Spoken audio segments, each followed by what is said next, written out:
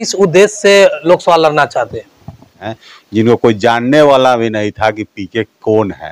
ये संसदीय क्षेत्र से सांसद हुआ किए, जो पिता पुत्र दोनों हुए, और उस स्थिति में उतने लंबे समय में आज तक कटरा जो प्रखंड का जो मान लीजिए उसमें चचरी पुल होकर जो गुजरता था, वो बाहर से वो मैनेजमेंट के लोग हैं, बाहर से लोगों को इकट्ठा करके पद यात्रा में शामिल। सांसद ने उनके पिताजी भी ने झूठा वादा किए, आज वो भी झूठा वादा करके 2 बार से सांसद हुए।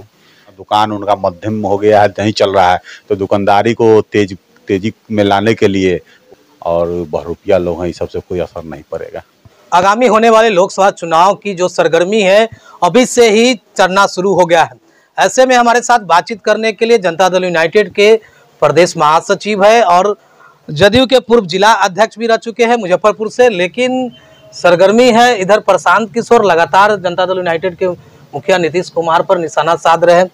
रंजीत जी, सबसे पहले तो आप लोकसभा की उम्मीदवारी की भी घोषणा कर दिए हैं, गठबंधन में सीट शेयरिंग को लेकर के क्या होगा और आप किस उद्देश्य से लोकसभा लड़ना चाहते हैं?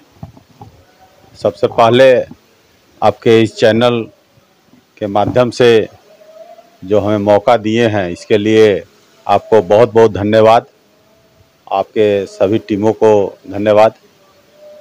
और जिनके बारे में आपने अभी चर्चा किए हैं कि कोई पीके के बारे में, कि हमारे मुखिया नीतीश जी पर निशाना साधने का काम कर रहे हैं, सबसे बड़ी चीज़ है कि हमारे नेता गरीब शोषित वंचित पिछड़ा अति पिछड़ों की आवाज़ बनकर वो आए हैं, और जब तक हम अति पिछड़ा समाज दलित समाज संगठित और संघर्षरत रहेंगे, तब तक हम लोग का अधिकार कोई नहीं छीन सकता है। वो अधिकार सिर्फ एक ही नेता नीतीश कुमार जी ने देने का काम किया है, और उस व्यक्ति को भी वो पहचान देने का काम किया है जो आज पूरे बिहार में पीके के नाम से घूम रहे हैं, जिनको कोई जानने वाला भी नहीं था कि पीके कौन है। तो जिसकी पहचान नीतीश जी से है, वो क्या नीतीश जी पर वो कमेंट करेंगे? लगातार उसी पर हमलावार है, जहां भी जाते उनका कोई उनका वजूद नहीं है और कहीं कुछ नहीं है। वो बाहर से वो मैनेजमेंट के लोग हैं, बाहर से लोगों को इकट्ठा करके पद यात्रा में शामिल करके और भीड़ दिखाने का काम करते हैं। संजोग से हमें भी मौका मिला, वो पटना से लौट रहे थे, रामदयालु के नज़दीक उनका शायद ठहराव था पद यात्रा का, तो हमने देखा कि गोवा का, उत्तराखंड का, उत्तरांचल का, कहाँ का बस सब लगा हुआ था। बस में बाहर का हमारे बिहार से अदर स्टेट का आदमी सबको अजीब देखते थे। तो पीछे पूछे हम लोग, रे भाई कहाँ के लोग सब हो? तो आए हैं पद यात्रा में। तो वो दिखाकर हमारे नेता को ठगने का काम कोई कर ले, ये संभव नहीं है। वो पहचान देने का काम खुद किए हैं। कोई जानता था क्या कि प्रशांत किशोर कौन है? वो नीतीश जी का देन है कि कोई जान रहा है, वो सम्मान दिए उसको। क्या समस्या कारण है कि लगातार उसी पर हमलावार है?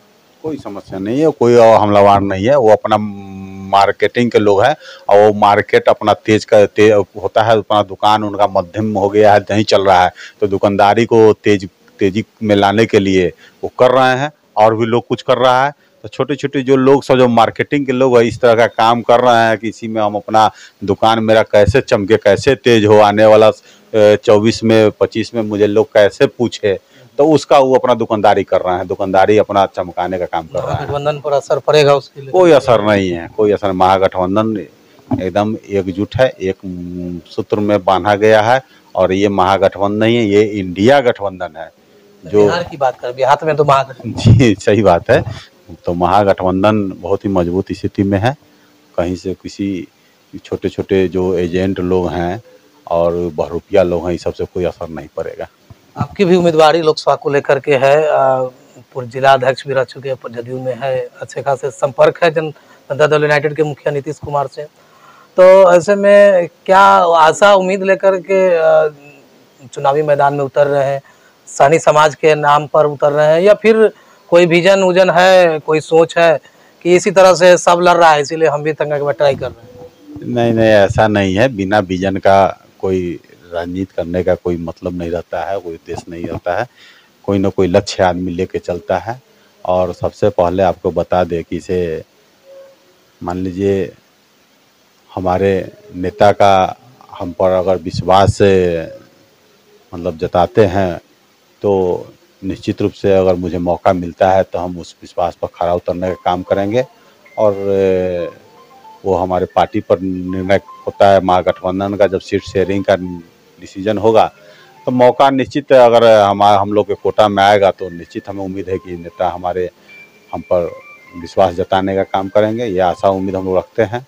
और बात रहा विजन का, तो निश्चित रूप से हम शहर में रहते हैं, लेकिन हम जिस क्षेत्र से आते हैं, आपको कटरा प्रखंड से आते हैं। कटरा प्रखंड में हम तेहवारा पंचायत से आते हैं, जिस पंचायत का आपका आज तक मुख्य मार्ग मुजफ्फरपुर जिला से नहीं हुआ। वो दरभंगा जिला होकर ही हम लोग आते हैं और जाते हैं, हम दरभंगा जिला होकर ही आने जाने का काम करते हैं। जो सांसद अभी वर्तमान में है, तो विगत उन्हें 10 साल नहीं कहा जा सकता है, क्योंकि विगत वो 2700 साल वर्षों से सांसद हैं। और उनके पिताजी को हम लोग ने सांसद बनाने का काम किए। निषाद समाज की पूरी उसमें भूमिका थी। और हमारे जो वर्तमान सांसद हैं उनको भी हम लोग ने पिछले बार गठबंधन में थे तो हम लोग उनको अधिक मतों से जिताने का काम किए। लेकिन जो स्थिति है, जिस क्षेत्र से हम आते हैं, जिस समाज से आते हैं, बहुत ही 27 वर्षों में न उस समाज का कोई विकास हो पाया है, न उस समाज का किसी तरह का कोई उत्थान हो पाया है। और न उस क्षेत्र का, जिस क्षेत्र से हम आते हैं, उस क्षेत्र के आसपास के गांव का आज तक मुजफ्फरपुर जिला के मुख्य मार्ग से नहीं जोड़ा गया। आज भी कटरा जो है दरभंगा जिला होकर जाना पड़ता है और आज सीतामढ़ी जिला होकर जाना पड़ता है। ये दुर्भाग्य की बात है कि जो हमारे 2700 वर्ष से इस संसदीय क्षेत्र से सांसद हुआ किए, जो पिता पुत्र दोनों हुए, और उस स्थिति में उतने लंबे समय में आज तक कटरा जो प्रखंड का जो मान लीजिए उसमें चचरी पुल होकर जो गुजरता था, बीच में पीपा पुल हुआ, आज तक उस पर जो है से मतलब अस्थायी रूप से न पुल का निर्माण हो पाया। कई बार जब भी चुनाव आया तो माननीय सांसद ने, उनके पिताजी भी ने झूठा वादा किए। आज वो भी झूठा वादा करके 2 बार से सांसद हुए। तो ये बार बार झूठा वादा कर कर के लोगों को गुमराह करने का, वोट लेकर सांसद बनने का काम किए। लेकिन कब तक लोग गुमराह होगा, उसका दर्द दुख जब वो सांसद महोदय क्षेत्र में जाएंगे तब उन्हें समझ में आएगा। लेकिन वो जाते नहीं हैं, क्योंकि जो सांसद धरा गए थे उधर, जो सांसद महोदय जिनको हम लोग चुनते हैं, जो चुने हुए हैं, उनका जो शेड्यूल आप जानिएगा तो कहिएगा सही में विकास कैसे होगा। तो वो विजन, वो विकास के लेकर हम मैदान में उतरना चाहते हैं। जो औराई का, कटरा का, गाय घाट का, बोचहा को हम लोग चचरी मुक्त, पीपा मुक्त, अपना विधानसभा क्षेत्र लोकसभा के अंतर्गत जो भी विधानसभा है वो सब पीपा पुल से मुक्त, चचरी से मुक्त हम लोग लोकसभा क्षेत्र बनाना चाहते हैं। यही मेरा मेन विजन है। वो जो पूरी समस्या है वो आप देखें। निश्चित रूप से हम उसी समाज से आते हैं और उसी क्षेत्र से आते हैं, और अपने समाज के लिए, क्योंकि आपको बता दूं कि मैं पार्टी के अध्यक्ष था, लेकिन फिर भी मैं अपने सामाजिक संगठन से भी लगाव रखता हूं और समाज के, अति पिछड़ा समाज के लोगों से भी मेरा लगाव रहता है।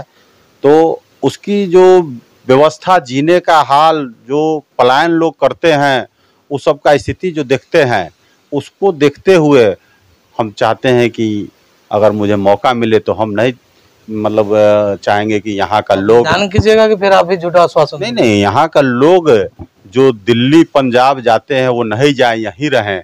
कि अभी देखिए आपको जो बिहार में छोटा छोटा जो औद्योगिक के क्षेत्र में जो काम हुआ है, जिससे मान लीजिए आपको एक माहौल बना है, तो हम लोग के नेता का सोच, हम लोग का सोच तो हाल के दिनों में उद्योग लगा। ये एक हम लोग का जो विजन है, जो गरीब शोषित वंचित जो दलित परिवार के लोग जो पलायन करते हैं बाहर जाकर, वो अपने ही जिला में अपने ही राज्य में काम करे और अपने आप को विकसित बनाए और अपने आप को विकासशील बनाए, और उसका जब विकसित होगा तो निश्चित रूप से उसका क्षेत्र भी विकसित होगा। जब से ये जो आप घोषणा की है कि लोकसभा लड़ेंगे, चर्चा चल रही है, समाज में भी चर्चा, आप समाज का पार्टी हम पर विश्वास जताई, पार्टी मुझे मौका देगी तो की बात है, मतलब वो तो जब सीट शेयरिंग की बात होगी तब। लेकिन जिस तरह से आपने जब चर्चा किया उसके बाद संगठन के लोग क्या कहते हैं, पार्टी के लोग हमारे पार्टी में मान के चलिए, अगर अति पिछड़ा समाज से निर्णय लेते हैं लड़ाने के लिए, तो पार्टी में मान के चलिए और भी मान ली गठबंधन में साथी है हो सकते हैं, लेकिन हम अपने पार्टी में तो मान के चलिए अति पिछड़ा समाज में से हम आते हैं। अगर मौका मिलता है तो निश्चित मुझे मिलना भी चाहिए, और पार्टी निर्णय लेगी कि किस समाज से लड़ाना है। अभी तक जो भी पार्टी निर्णय लेगी वो हम लोग को मान्य है, उसमें कहीं से कोई दिक्कत नहीं है। पार्टी जो निर्णय लेगी वही मान्य निश्चित। चुनाव की रणनीति बना ली है या नहीं, अभी कोई रणनीति नहीं, वो तो अभी पार्टी लाइन पर हम लोग काम कर रहे हैं, चल रहे हैं। और रणनीति जब गठबंधन, जब हम लोग का सीट शेयरिंग हो जाएगा तो रणनीति तो पहले से बना हुआ रहता है ना, वो तो समय आने पर वो मतलब पता खुलेगा। प्रत्याशी जो उम्मीदवार है वो अपनी अपनी तैयारी शुरू, बहुत सारे प्रत्याशी है, तैयारी वो तो तैयारी चलती ही रहती है, और हम हमेशा क्षेत्र में ही रहते हैं, जनता के बीच रहते हैं, तो वो सब तैयारी तो चलती रहती है। जो लोग क्षेत्र में नहीं रहते हैं उनको तैयारी करना पड़ता है। अच्छा, तो पिछड़े समाज के नाम पर टिकट मान के चलिए मिलता है गठबंधन से सीट शेयरिंग होने के बाद, और तो पिछड़े का कितना कल्याण किए है अब तक, जहाँ तक आपसे हो सके पिछड़े समाज का कल्याण हो पाया है? सबसे पहले स्वजातीय सम्मान हो पाया? निश्चित आप जो अभी बताया बहुत सुंदर प्रश्न है। मैं इस पर आपको बहुत ही अच्छे ढंग से आपको क्लियरफाई कर देना चाहता हूँ। हम भी निषाद समाज से आते हैं, हमारे सांसद भी निषाद समाज से आते हैं, और हमने जो काम किया है वो निषाद समाज के बीच नहीं, अति पिछड़ा समाज के बीच जाकर पता कर लीजिए, क्योंकि मेरे पास पूरा समय है अपने क्षेत्र के लिए, अपने समाज के लिए, अपने जिला के लिए, लेकिन जो माननीय सांसद है उन्हें पास समय ही नहीं है। उनका शेड्यूल चार्ट जब सुनिएगा तो इसीलिए आज तक विकास नहीं हुआ। सप्ताह में 7 दिन होता है, 7 दिन होता है ना, तो सोमवार और मंगल वो रहते हैं दिल्ली के प्राइवेट आवास पर, जहां उनका निजी आवास है। उसके बाद बुध बृहस्पति रहते हैं सरकारी आवास पर। उसके बाद शुक्र शनिचर रहते हैं हाजीपुर आवास पर, और मुजफ्फरपुर जहां से लोकसभा जीतते हैं वो आवास पर रहते हैं रविवार को कोई पैरवी नहीं होता है, कोई काम नहीं होता है, तो जान लीजिए कोई पदाधिकारी के यहाँ, तो उनका ये शेड्यूल है। तो फिर अभी तक जो समाज का काम हो रहा है, कल्याण हो रहा है, तो वही भरोसे हो रहा है क्या? निश्चित रूप से हमने मदद किया है, और समाज के बीच जाकर पता कीजिए कि हम सप्ताह में 7 दिन, हमारे पास जो क्षमता है, जो अधिकार है, वो जो हमारे पास सरकार के तहत जो भी संभव हो पाया है, मैंने उन लोगों को अपने कल्याणकारी योजना से लेके, अपने जिला प्रशासन से लेके, जिला पदाधिकारी से लेके, जो भी सुविधा हुआ है, जो भी जहां तक सहयोग करने का काम हमने किया है। लेकिन उनसे पूछिए जाकर कि उन्होंने सप्ताह में कौन दिन समय देते हैं, तो संडे को। तो संडे को क्या रहता है? छुट्टी रहता है। अब कितना बेवकूफ़ बनाएंगे का लोगों को, जनता को? 27 साल से तो पिता पुत्र बेवकूफ़े बनाते आए हैं। अब यो बेवकूफ़, अब जनता बेवकूफ़ नहीं बनेगी। इस बार मौका जनता निश्चित रूप से अपना वो अपने बीच के लोगों को निश्चित रूप से चुनेगी और मौका देगी। निषाद संघर्ष मोर्चा चलाते थे, वो चलते हैं कि दब गया वहाँ? उसके तो जिला अध्यक्ष ही भाग गए। नहीं, भाग नहीं गए। देखिए, जिला अध्यक्ष परिवर्तन का चीज़ है। कोई भी राजनीतिक पद जो है, सांगठनिक पद जो है, वो एक व्यक्ति का नहीं रहता है। तो अभी निषाद संघर्ष मोर्चा जो है, वो उसके जिला अध्यक्ष पहले जो थे महावीर जी, वो अब पार्टी में चले गए हैं, VIP के जिला अध्यक्ष हो गए हैं। और हमारे निषाद संघर्ष मोर्चा के अभी जिला अध्यक्ष वीरेंद्र साहनी जी हैं, और निश्चित रूप से संगठन चल रहा है, संगठन का काम हो रहा है। निषाद संघर्ष मोर्चा अपना काम कर रही है, और निषाद संघर्ष मोर्चा बहुत ही हम लोग के मतलब विचार से मिलता जुलता संगठन है। और मुझे लगता है कि निषाद संघर्ष मोर्चा का समर्थन हमेशा हम लोग के साथ रहा है और इस बार भी रहेगा।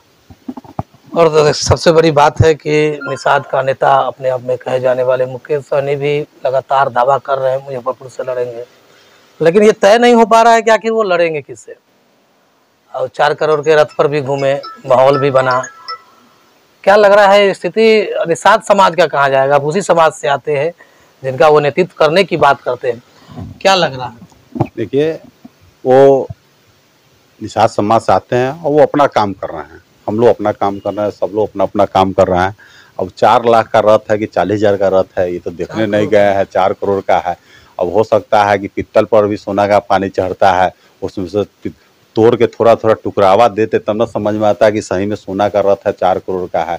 हो सकता है कि 4 लाख का होगा। लोग को मान लीजिए अब कहने के लिए कुछ कह दे तो हम विशेष कुछ नहीं उन पर कहेंगे, वो अपना काम कर रहे हैं। हाँ, निषाद समाज के बीच अपना कुछ काम कर रहे हैं और वो अपनी पहचान बनाए हैं और बनाने की कोशिश कर रहे हैं। हमने पहले ही आपको बताया है कि इसे बहुत सारे लोग अपने अपना दुकान खोले हुए हैं, तो सब लोग चाहता है कि हमारा दुकानदारी चले। तो अब उनका भी अपना पार्टी है, तो चाहते हैं कि हमारी पार्टी कैसे मजबूत हो, वो अपना काम कर रहे हैं। लेकिन ये तय नहीं हो पा रहा है कि आखिर वो लड़ेंगे किससे। चुनाव नजदीक है, अब वो उनका व्यक्तिगत मामला है, कहाँ से लड़ेंगे। वो अपना पार्टी है उनका, वो बिहार के किसी भी सीट पर लड़ सकते हैं और स्वतंत्र हैं। अभी तो गठबंधन कहीं हुआ नहीं है, अब ये तो निर्णय वही बताएंगे कि वो कहाँ से लड़ेंगे। हाजीपुर में उनकी पूरे संगठन छोड़ दिया, पता चला है क्या ये बात?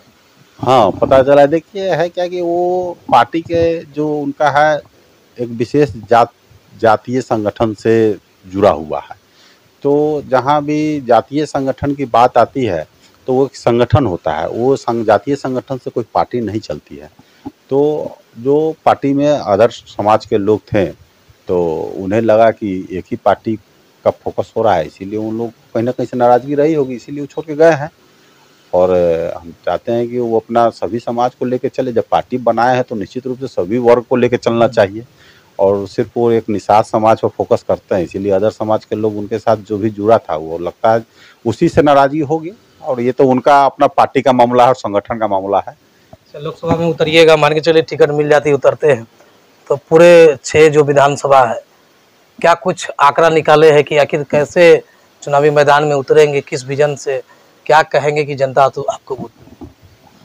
निश्चित रूप से जो अभी तक हम लोग ने अपने समाज के बीच और सभी वर्गों के बीच जो हम लोग अपना सेवा किया है और जो हमारे नेता का जो विजन है उसके लेकर हम पार्टी बेसिस पर चुनाव लड़ेंगे, तो फिर उसके लेकर हम जाएंगे ना। हमारे नेता ने जो काम किए हैं, जो विजन है उनका और जो उनका सोच है, उसके लेकर जाएंगे।